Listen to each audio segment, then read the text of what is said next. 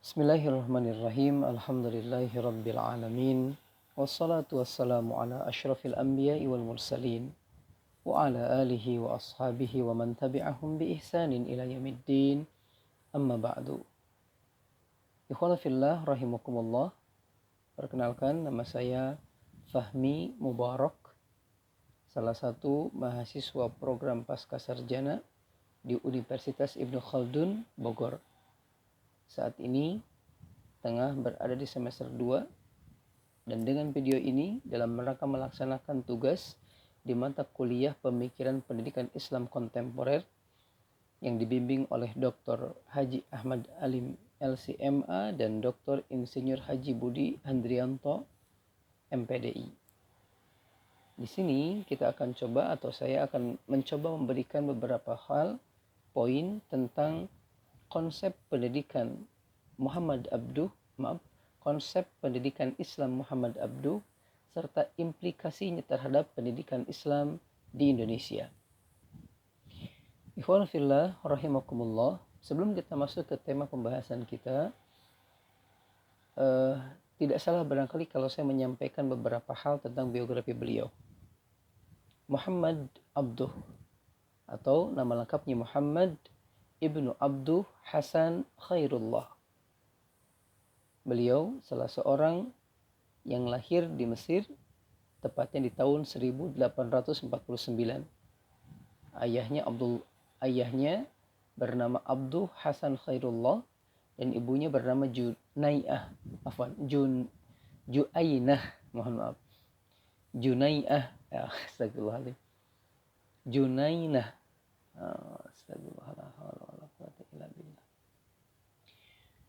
Maaf, saya ulangi. Nama ibunya adalah Junainah binti Uthman Al-Kabir.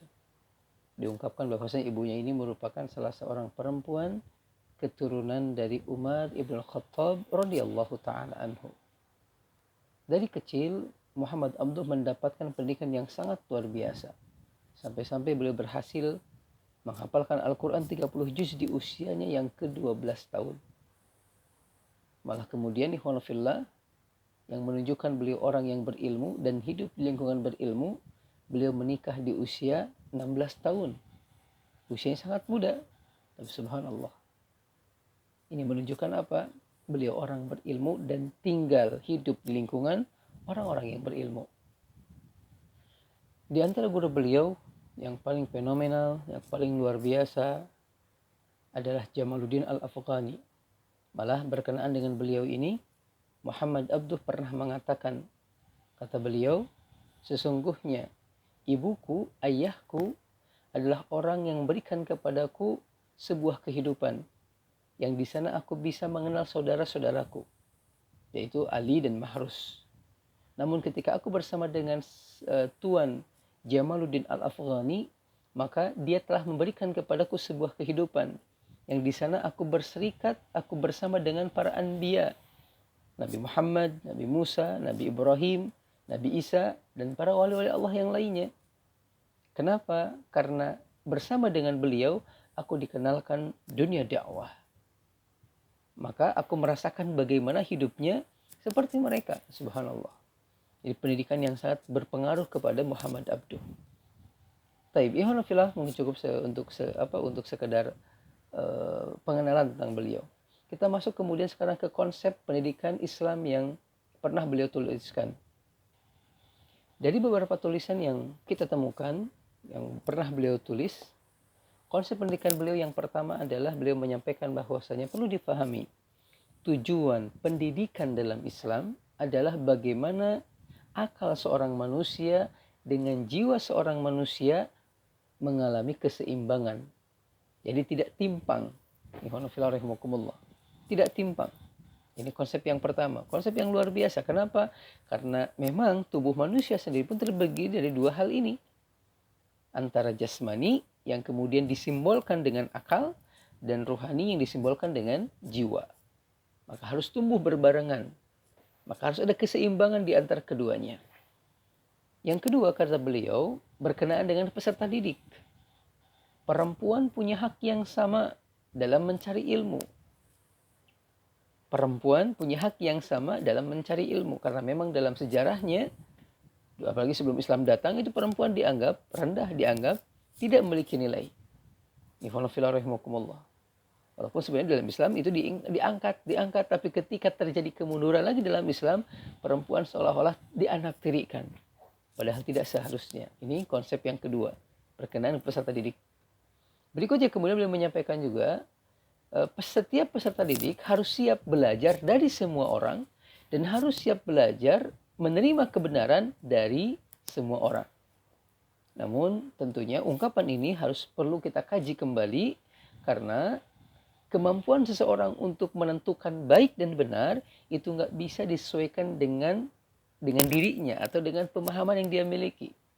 Khawatir kalau ini kita cerna tanpa kita kita pahami lebih dalam, takutnya setiap perkataan orang yang dirasa benar oleh dirinya akan dianggap sebagai sebuah kebenaran, padahal tidak begitu dalam proses kegiatan belajar mengajar atau mencari kebenaran.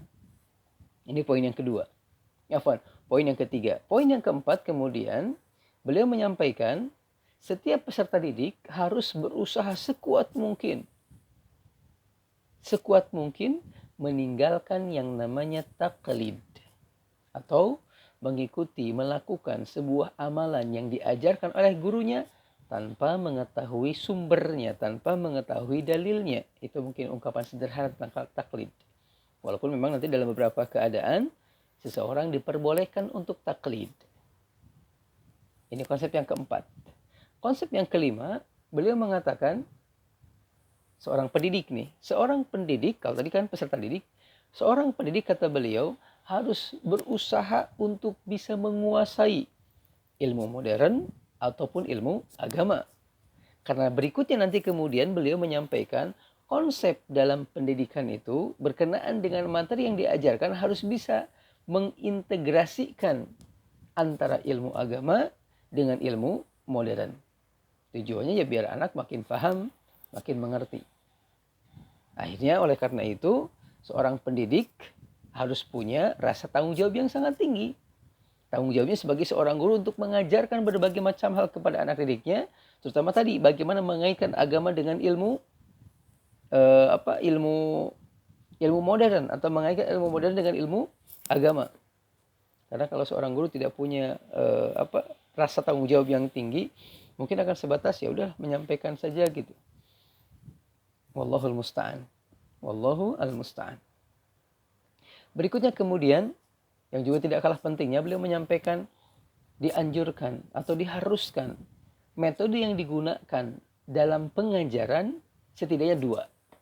Yang pertama metode pemahaman atau metode pemahaman konsep. Ini seperti yang dilakukan di masa-masa yang lampau. Bagaimana seorang guru menyampaikan satu matan, menyampaikan satu ungkapan kepada anak didiknya sampai betul-betul paham. Setelah selesai paham, baru pindah ke ayat berikutnya.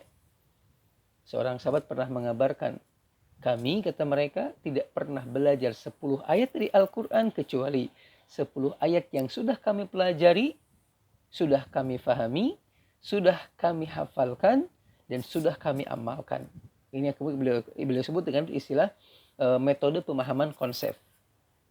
Jadi jangan terlalu mengejar